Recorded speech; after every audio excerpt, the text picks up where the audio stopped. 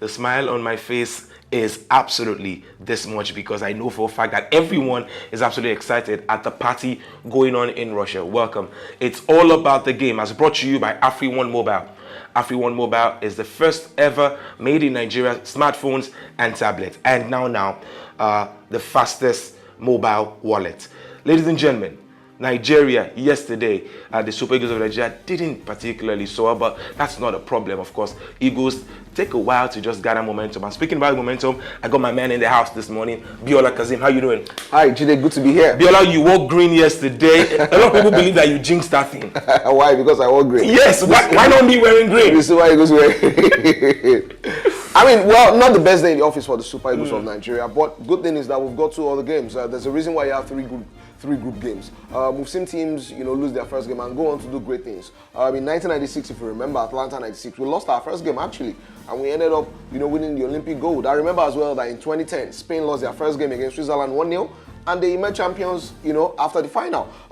So yes, the loss was not what we wanted. It wasn't what we expected. But we have 2 other chances against Iceland and against Argentina. And we must remain hopeful. We must remain supportive of our team. Absolutely. And hope that eventually the Super Eagles will find range and eventually they will fly. That's the whole point. I mean, it doesn't really make a lot of fairness for you to go and batter the team, the same team that we all support, especially during the qualifying. But at this time, yes, they didn't soar, but we saw some actually good players today. I mean, we saw a team file out against Luka Modric, Ivan Rakitic, easily some of the best players in the world, commanding first team shirts at some of the top clubs in the world.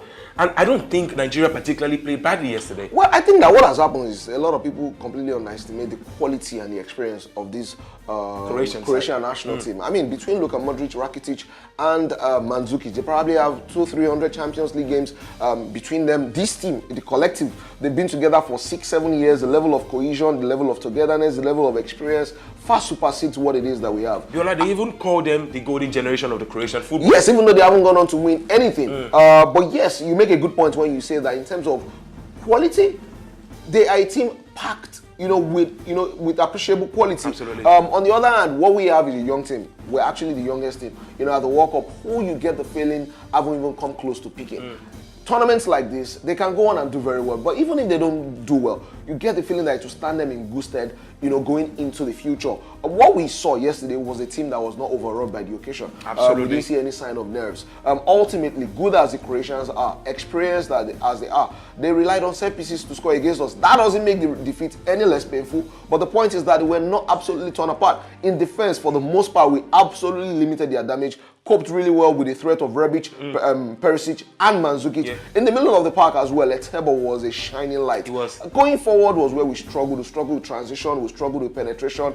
Moses clearly didn't have his best game. Iwobi as well had a bit too much to do. And, Igalo was absolutely, cut off from the team. He was really isolated. He was struggling. He was isolated. But, the performance that we saw in that game was better than what we saw in the friendly against England. Absolutely. Was better than what we saw against Czech Republic.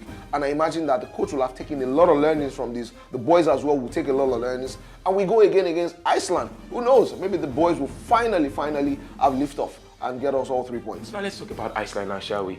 I mean, you're looking at a team that is made up of some part-time people who's doing a lot of part-time jobs. In fact, they are coached by a part-time dentist. Yes. And it's literally, we are shooting right now from Lagos, and there are few local government areas in Lagos that Iceland is actually bigger than in terms of numbers.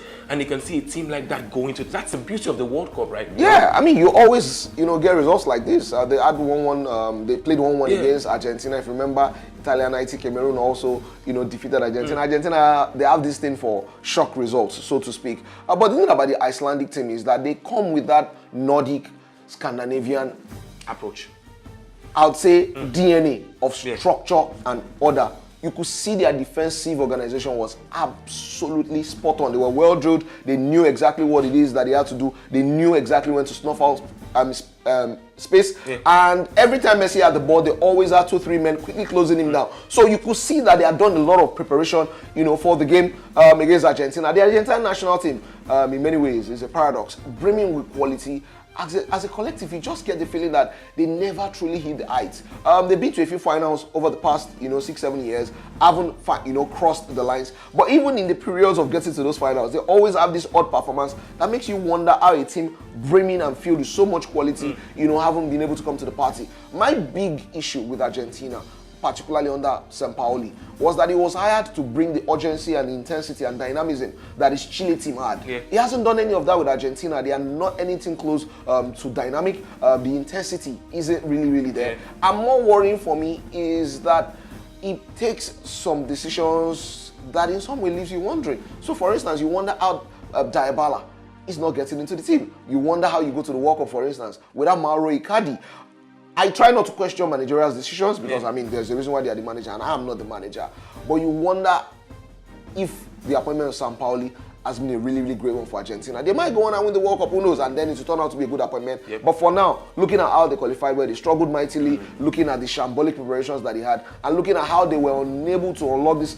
The big worry for me against Iceland was that they kept trying the same thing. They were extremely narrow. They were looking for Messi to find penetration for them. They were looking for him to get the goal. They totally ignored the wide areas. And they continue to do the same thing all over again. For the next 90 minutes. And, until they brought in Pavon, who, had a bit of joy in the wide areas, they had very little penetration. But they've got to do better. The thing about the result between Iceland and Argentina is that the Super Eagles will go into the last game against Argentina absolutely needing a result. That was a scenario we didn't want. But like they always say, sometimes the hard way is the only way. I mean, yesterday I remember on the show all about the game right here, you mentioned that Argentina is always Argentina, and the thing the Super Eagles should avoid is a defeat against Croatia. I mean, let's just say this is where you get the very best of news. I mean, Viola Kazim is here.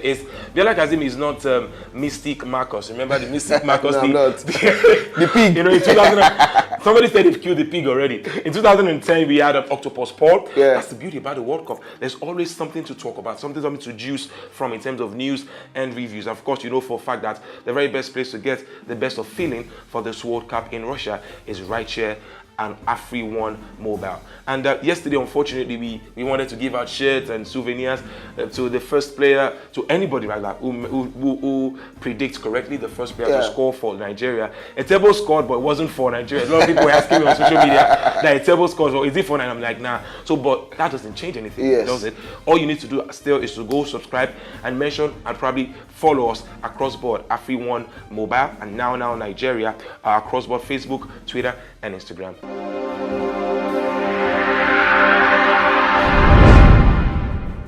Now to the one for today. Today, Viola Kazim, it's Monarch coming to play. It's regal teams of the World Cup. Two teams that have played to the highest of heights. One winning 5, the other winning 4. One gone in to win 6, the other gone in to win 5. Defending and reigning champions, Germany against Mexico, and of course Brazil fighting out a goal against Switzerland. Brazil in 2014 was absolutely decimated by a German team, 7-1. Absolutely. And now, Biola, you have a feeling that it's all gone in their edge right now. This is a different Brazil. They qualified in a very, very majestic fashion, coming ahead of everyone, 10 points better than Uruguay. And you have a feeling that this could be Brazil's World Cup. A lot of people have been saying what their chances are, but if I thought they get their foot right in this particular game against Switzerland, it'll go a long way. Well, I mean, it is easy to see that they're one of the favorites. This is a very solid Brazilian team. What I like about them is that they have a solidity that I haven't seen in the Brazilian team for quite a while. In the heart of the defense, they have real centre-backs, Miranda and Marquinhos. In the heart of the midfield as well, they have grizzled men who will bring a lot of graft while they leave the craft, to other people. They could play Paulinho and Casemiro, they could play Casemiro and Fernandinho and leave the, the silk, so to speak, for Coutinho. And going forward is absolutely frightening, the quality that they have. They have Neymar gunning for Pele's goal-scoring record. They have Willian on the right-hand side, hard-working, effective, winger. And going forward, Gabriel Jesus, 11 goals now for Brazil. It looks like he has finally solidified that number 9 shirt and, kept Firmino firmly on the bench. Alisson as well in goal. All across, I mean, they have Ederson, who can't even make the first 11 of Brazil. This is as good a Brazilian side on paper than we've seen. I was in Brazil in 2014 World Cup, and after they lost 7-1, it was mourning for 3 days. I mean, the whole country was dead. I imagine that even if they don't go on to win this World Cup, these guys will give them something to cheer about. Absolutely. They are looking for redemption from that 7-1 defeat. And the sweetest thing for Brazil, for me, the most important thing, is Tite. He has come in and done a phenomenal job. Dunga started the World Cup qualifiers, didn't win in 4 of his first 6. Tite came in, they won in next 9, qualified with 4 games to spare, scored 43 goals. They are not considered only 11. And if you look at their friendlies as well, decimating everybody, on their way to the World Cup. So everything looks like Brazil will be in the final conversation as far as who goes on to win, the World Cup. And even though Switzerland are usually not an easy side, they can be stodgy, they can be hard to beat, they can be hardworking, they can, make life extremely difficult. But fact of the matter is that in terms of organization, in terms, like I said again, of defensive solidity, in terms of craft, a bit of craft, graft and craft, all across board, you feel that Brazil will go into this one as overwhelming favorites. Germany now. it's difficult to mention the World Cup these days without Germany. Effortlessly beautiful team. It's time for them to start again against the Mexico team. Do not forget that Mexico is amazing experience. Almost all the players in the team has got over 50 caps for the team, and they've got great World Cup experience. In fact, only Brazil and I think Germany and Italy has been to more World Cups than Mexico, and that just tells you the pedigree of this team.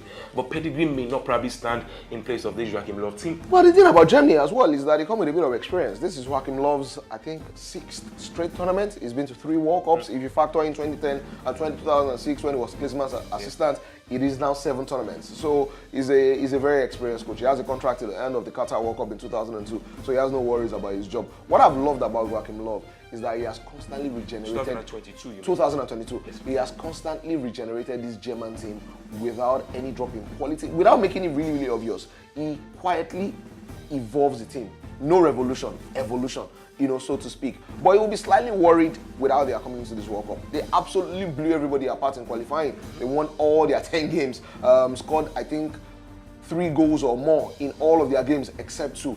But in the friendlies leading up to the World Cup, they've won only 1 game. They've lost 3, they've drawn 2, and that shocking loss to Austria, I'm sure, will set the alarm bells ringing. But if there's anything anyone who's involved in football will tell you, it is that if you are looking for the ultimate tournament team, if you are looking for a team that goes into a tournament and you can almost write it down that they will make the semi-finals, it is the Germans. They are functional, they are machine-like, they are efficient, they have emotional, I like to call it emotional unanimity. They are emotionally, everybody's on the same wavelength, and they are absolutely so professional. And their approach to football, I think, is epitomized in Thomas Müller, who has, I think, 11 goals in 13 World Cup games now. He's not the most skillful, he's not the fastest, he's not the most intelligent, he's not the most creative, but he gets the job done. That's how Germany is. That's what they did at the last World Cup. I think that's what they will do at this World Cup as well. They might not go on to win it, but just like Brazil, they will be in the final conversation as per who goes on to be champion end of the World Cup in Russia. Absolutely. I'm talking about Thomas Müller. They call him in German Raum der Tür, which means the interpreter of space. He always has a way of looking for space and making the best of it. The space we want you to occupy this beautiful day is to go occupy the AfriOne mobile space on YouTube. Go there and of course subscribe to our channel to get the very best of information, just like the one Biola Kazim and Babajide Guerrero are dishing out this beautiful day. Remember that there's also one more game to go today, which is going to be Serbia taking on Costa Rica. Of course, Costa Rica were 2014 quarterfinal. It's coming out from a group that had both England and Italy at that particular time. But it's been a terrific day so far. For the Super Eagles of Nigeria, definitely they live to fight and start another day, maybe against Iceland and then again against Argentina. There is no source of worry. There's no cause to worry as well. Go Super Eagles. You go Super Eagles. We're right behind you. Super Eagles, definitely. AfriOne Mobile, like we said, is always going to be behind the Super Eagles of Nigeria. Remember, AfriOne Mobile, the first ever made in Nigeria smartphones and tablet, and now Nigeria's fastest mobile wallet. These are Nigerian brands, proudly Nigerian brands that are solidly behind the biggest football brand in Nigeria, maybe Africa, the Super Eagles of Nigeria. So there's no cost to worry. But the only cost you need to do is to go to our AfriOne mobile channel on YouTube, Facebook, Instagram, our pages. Go there, like our comments, and of course, follow Biola Kazim, of course, Babajide Guerrero to get the very best of information as regards the World Cup in Russia. Biola, it's been a terrific day as well. We're looking forward to the World Cup. Could have been far better if the Super Eagles won. Yeah, we'd have won green. Yeah. Would have been green everywhere. Yeah, but no problems. We'll go again against Iceland. I mean, the World Cup party will continue up until the next month. I'm off to Russia next week. Yeah. So I can be where the party is at. But don't worry, I'll be letting you know how everything is going on. Definitely. Just to keep you ahead of that, guys. Biola will be in Russia, and then we'll also have an amazing field with Biola. There's no problem because Biola is away, doesn't change anything. Biola is going to be communicating with us live. Of course, you know how you're going to get this information. African Mobile on YouTube. Till we come your way again tomorrow. God bless Nigeria.